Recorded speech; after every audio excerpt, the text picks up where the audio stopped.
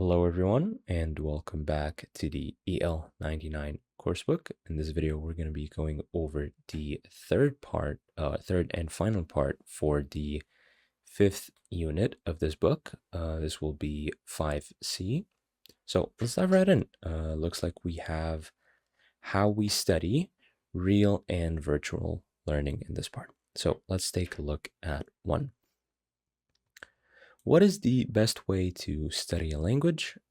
Grade these options, 1 being the best and 7 being not the least effective, and give reasoning. Okay, so what I'd like you to do is I'd like you to pause the video and think about this question for a second. What is, in your personal opinion, the best way to study a language? Keep in mind, you could add a lot of things here. Just make sure you number them, 1 being the most effective, and then as you go down, it becomes less and less effective. So we have a few of them here. We have study in a classroom, use an English language app, something like Duolingo, for example, do an online course, live in a foreign country, study at home with a dictionary and grammar book, make friends and use the language in social situations, and a mix of the above. You can also give extra details. Okay, so pause the video, put these in a list, and then come back and check your answers. All right, so I'm going to assume you did that. Now let me open my notepad here. I've actually done the list myself. There's not necessarily right or wrong answers. There is a preference. However, there are stronger ways on this list as opposed to other ones. So if, for example, you started by saying an English language app on number 1, I think we both know that's not true because there's just so many how do I say this? Not necessarily downsides, but you're so limited with an English language app. So let's take a look at the list one by one. For me, it was 1 was study in a classroom, which is what you guys do, where you're probably viewing this from. And then we have do an online course, also a good way. Live in a foreign country because it forces you to interact and use the language even if you don't want to. Make friends. Let me actually put this in capital. Make friends and use the language in social situations. Again, a great way to interact and use the language subconsciously and make your best efforts to get better at it. It's very practical, is what I'm trying to say. Study at home with a dictionary and grammar book. I mean, it's not bad, but it's not as impressive because, again, you're not interacting with people, you're not listening, you're not getting a natural feel for grammar and how the day-to-day life language is used. So it has its limitations. And finally, use an English language app. And obviously, towards the end, a mix of the above. There is no shame whatsoever in using multiple ways to study a language as opposed to just picking one and being stubborn about it being the only way to learn a new language.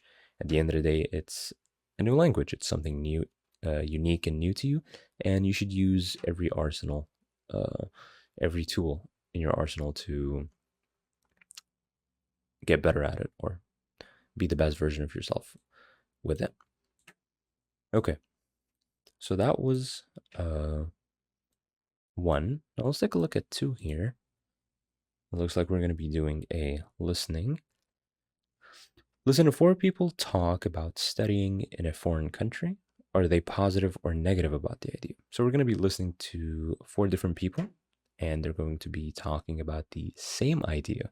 The idea is they're going to be studying in a foreign country. Is each one of them excited about it? Or are they perhaps talking about it in a negative way? That's what I'd like you to figure out. And for each one that you tick, so if it's a positive, give a reason as to why it's a positive. And if it's a negative, give a reason as to why it's a negative. You have 4 speakers, a minute 46 seconds. So let's dive right in. A. I'm studying French. Unfortunately, going to France is too expensive, so I think it would be better for me to find another way of studying. You can learn a lot from classes and watching French TV.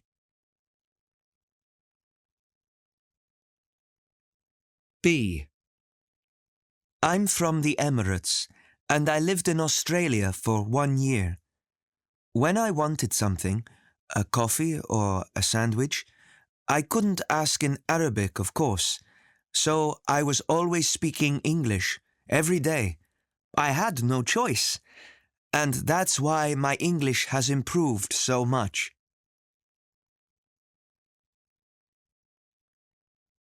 C. I lived in Argentina for 6 months. I went there to learn Spanish, but also to have fun.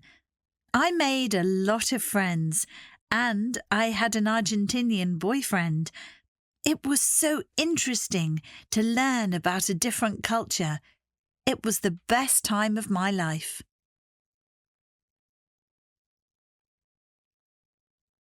D.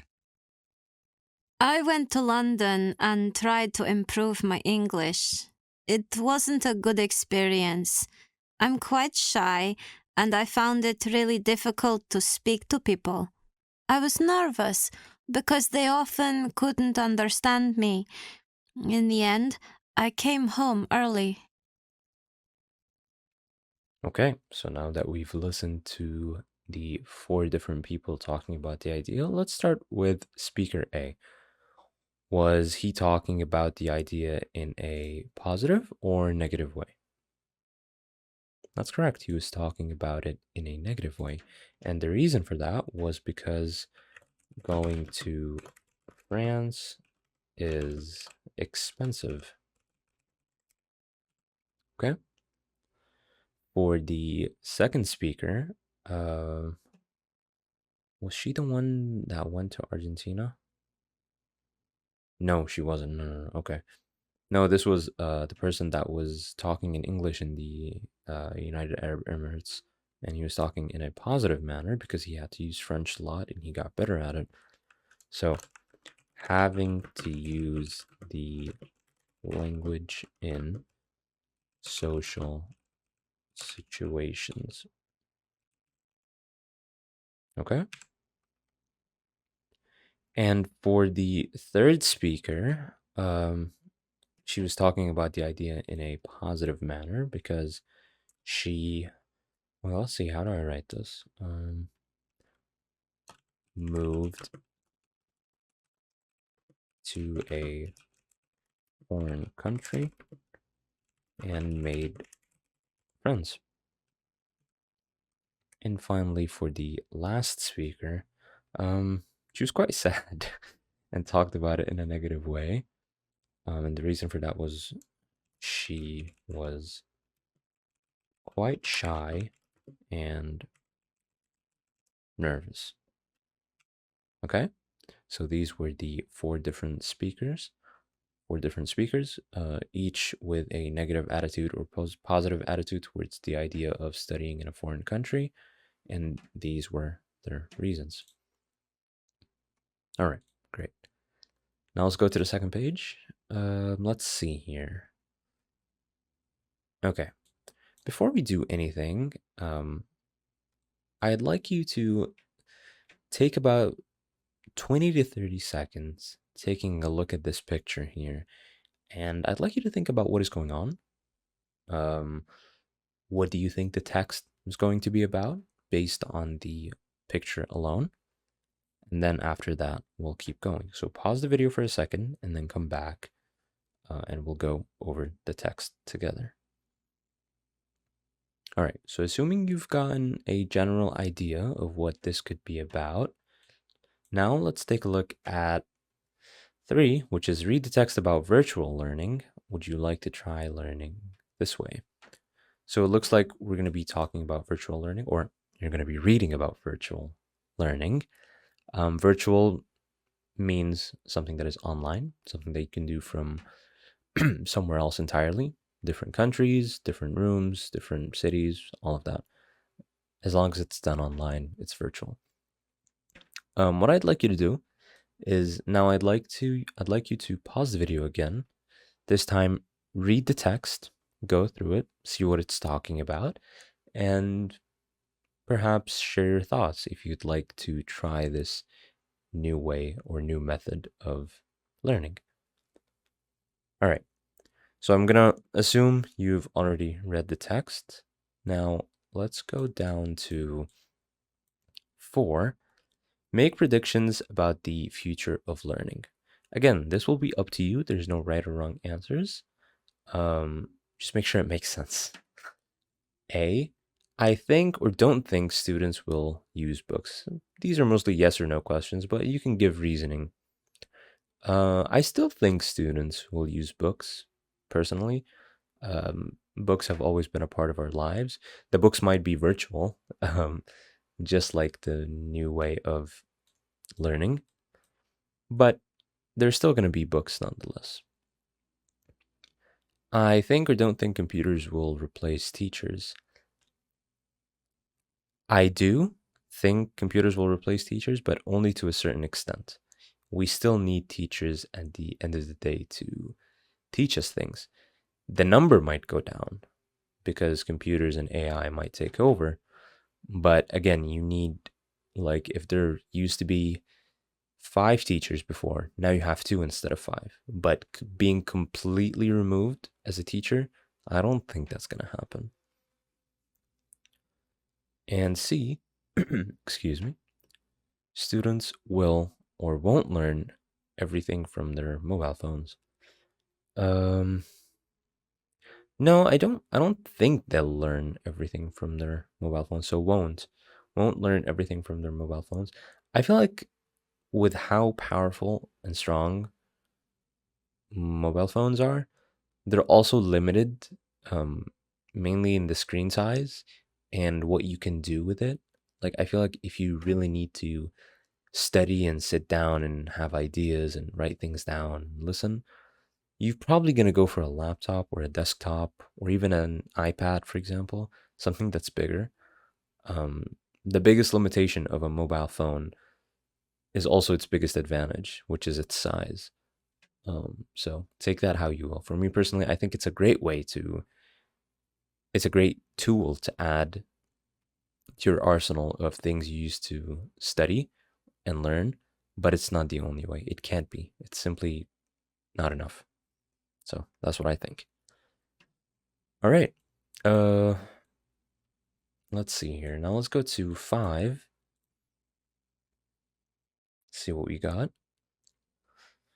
Let me reset this. Look at the tips for improving language learning. Match them to the correct descriptions. Okay, so if you're in class, you're going to do this in groups or in pairs. If you're at home, you can do it alone. What we have is a few tips here to improve language learning. We just want to make sure we match it with the correct description for each one. So we have read English websites, write shopping lists in English, watch English films with subtitles, find an English speaking friend online, change the language on your smartphone, label things in your house, and always carry a dictionary. All right, let's start with A. Read English websites. Read English websites. A description for that would be you can find news sites and online magazines. B. Write shopping lists in English. A shopping list could be something like food, for example. So, getting groceries. So, when you buy food, write everything you need in English. You can check your spelling in the shop. Watch English films with subtitles. Oh, it's actually right here. Subtitles really help you understand and they help to connect spoken and written English. Choose a film with a simple story. Great. We have D. Find an English speaking friend online. there are lots of websites where you can meet people and make friends. You can decide to meet American or British English speakers. I'll do you one better. You can meet anyone, not just American or British people. You can meet people from Ireland, from Australia, from New Zealand. Pick your poison. You can pick any country you want. Change the language on your smartphone. Change the language on your smartphone. This helps you think in English. You can learn useful words like contacts and phone list. And anytime you're on your smartphone, really, you're gonna have to be thinking in that language that you've set it to, because you're always using your phone. And then we have F, label things in your house. This is not bad. This is put names on things. For example, a sticky note with fridge on the fridge. Get a friend to mix all the notes up as a fun test. And finally, we have always carry a dictionary. When you need to check the meaning of a word, a dictionary is very useful. Always check the example sentence to see how to use it. This is actually quite useful. Not a lot of people do it. This is completely out of the exercise, by the way. Basically, whenever you use a dictionary or you learn a new word and you don't know what it means and you type it out on Google, once you know the meaning of a word, always check and see how it's used in a sentence to see how to use it, because sometimes the same word has multiple meanings and you might use it in the wrong context. So make sure you get a general idea of how that word is used in a sentence. Okay? So that was 5. Some tips with their descriptions. Now, let's go to exercise 6. Put the ideas in exercise 5 into these categories. Add your own ideas. Okay. So what I'm going to do is we're going to go back to 5, and I'm going to open my notepad and write these categories. We have listening, reading, speaking, vocab, and writing. And what we're going to be doing is we're going to be adding each one here from 5, each of these tips into one of these categories. We could also add the same one in multiple categories as needed, by the way. So I'd like you to pause the video in the meantime and write these categories and put these tips in the ones that you see fit. So for me, what I'm going to do is I'm going to do it like this: listening. Okay. And then reading, speaking, vocabulary, and writing. Okay. Now, let's take a look at them again. Excuse me.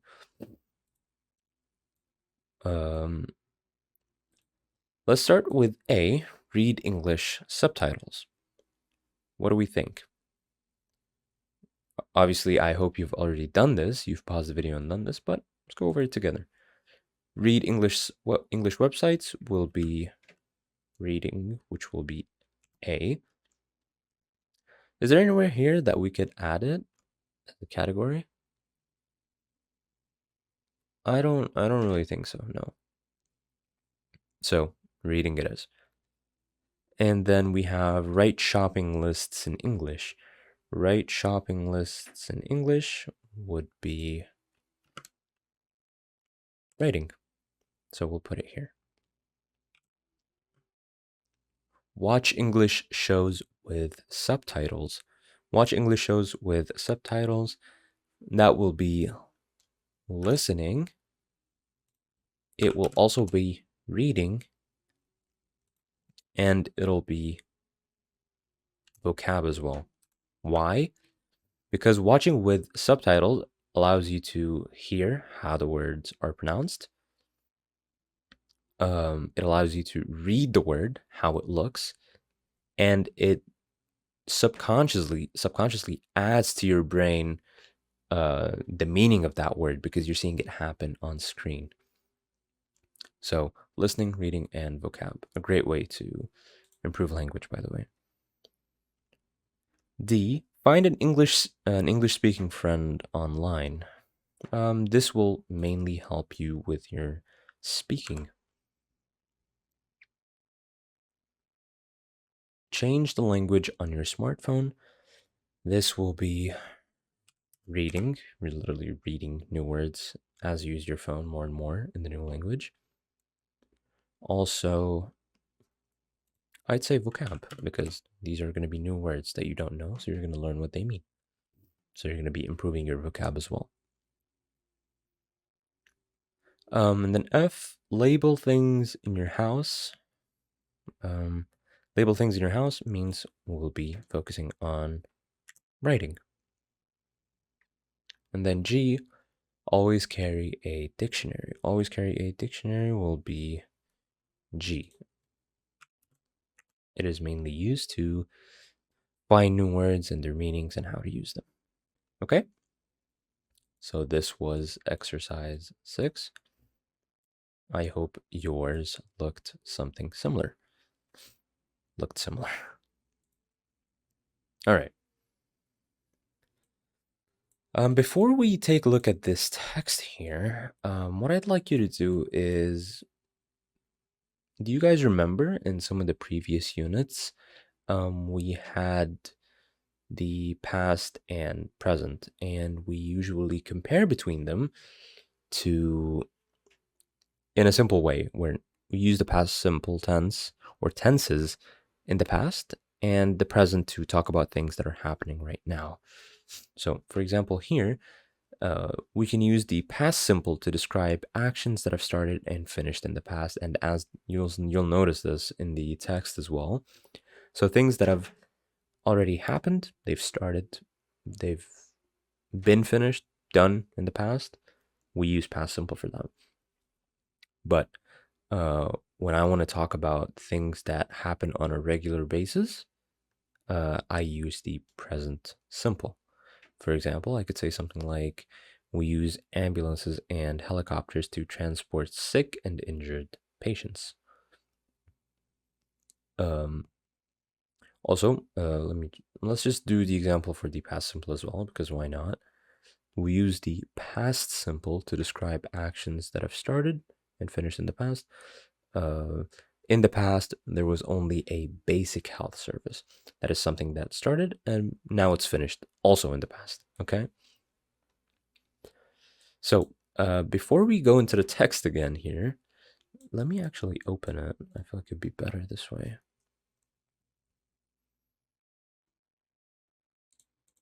I'm gonna pause. I'm gonna reset this. Okay, so we have 3 questions. Let's read them one by one. Which 3 words or phrases does the writer use to refer to the present time? Which 2 words or phrases does the writer use to refer to past time? So be on the lookout for that. And what phrase does the writer use to show they are giving extra information?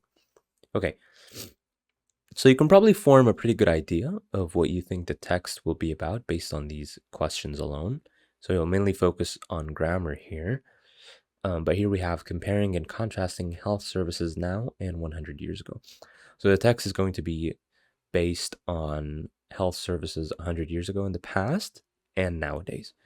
So I'd like you to pause the video and read the text, answer the questions, and then come back and check your answers. Okay. So I'm going to assume you've answered the questions. Let's start with A. Which 3 words or phrases does the writer use to refer to the present time? Let's see here. The writer used nowadays. Remember, we're talking about the present. Modern medicines. Modern being new. And also these days. These are all words and phrases that indicate that he's talking about the present time. B. Which two words or phrases does the writer use to refer to past time? Let's see here. Oh, okay. For me, I noticed in the past is one of them, and 100 years ago. Okay?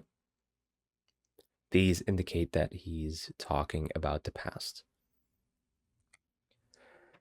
And finally, what phrase does the writer use to show they are giving extra information? This is actually quite simple. It's only one word, and it's called in addition.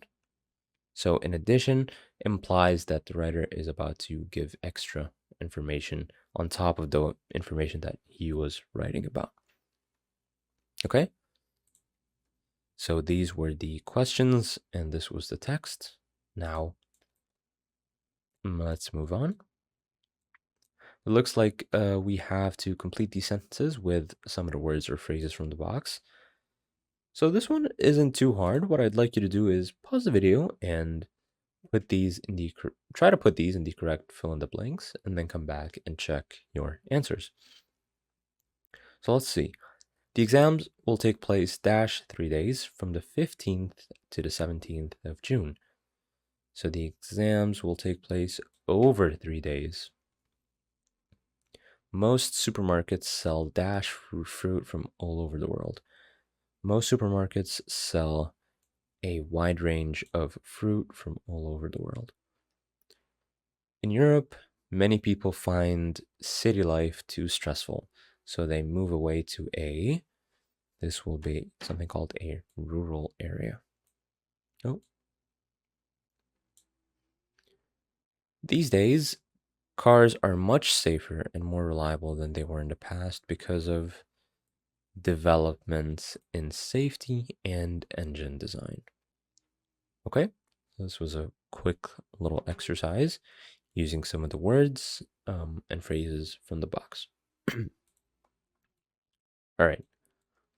I'm gonna skip these two. I'm just gonna do 4 because I feel like you guys can do these. Are not too hard.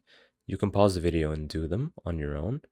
So when you hear the phrase rural area, what do you think of? Write 3 things that indicate that you know what rural area means. So what do you think of? For 4, this is the one that I'm going to be focusing on. In your opinion, what is better, city life or rural life? Okay, so interesting question. Write 2 sentences giving 2 good things about each way of life. For me personally, I've always been a city life guy. I prefer the city life and all that comes with it, whether that be it being hectic or traffic, although I do hate traffic, to be honest. But at the end of the day, I feel like city life, it gives you life in a weird way. Or maybe I haven't tried rural life enough. I don't know, but I personally prefer the city life for now. Now, I'd like you to pause the video and write 2 sentences giving 2 good things, so 2 positives about each way of life. So even if you don't like rural life like me, you're going to have to find a way to write 2 good things about it. And the same goes for city life. Okay, so I'm going to assume you've paused the video and you've written your own sentences. Now I'm going to write mine and see if we match. So for city life, I'm going to say something like, let's see, what is something that I really enjoy about city life?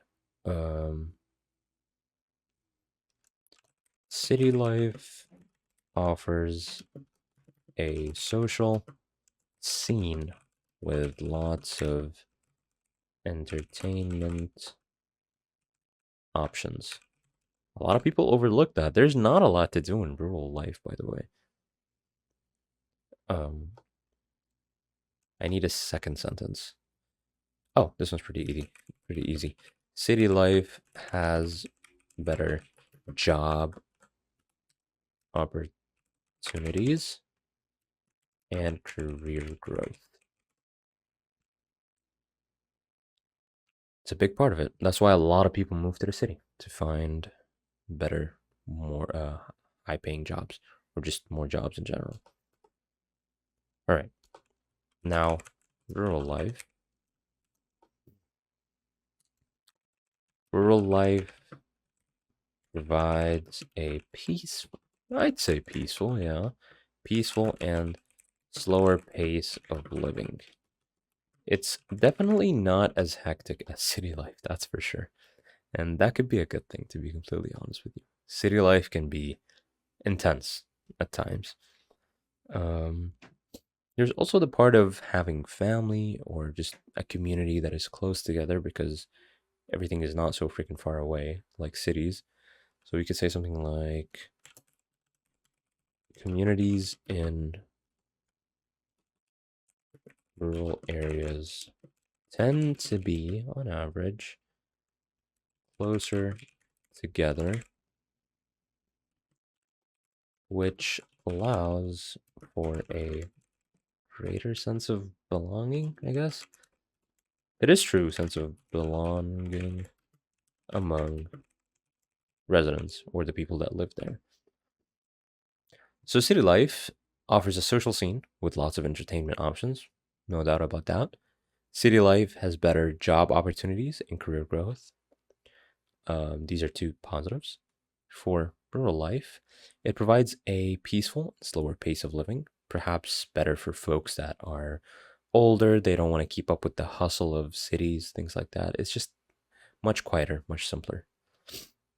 And also, communities in rural areas tend to be closer together, which allows for a greater sense of belonging among residents. Okay, so these were my sentences. You don't have to copy these. I suggest you write your own positives. And on that note, this this concludes Unit 5, Unit 5C, the third part. I hope you guys enjoyed. I hope you learned something new, and I will see you in the next video. Till next time.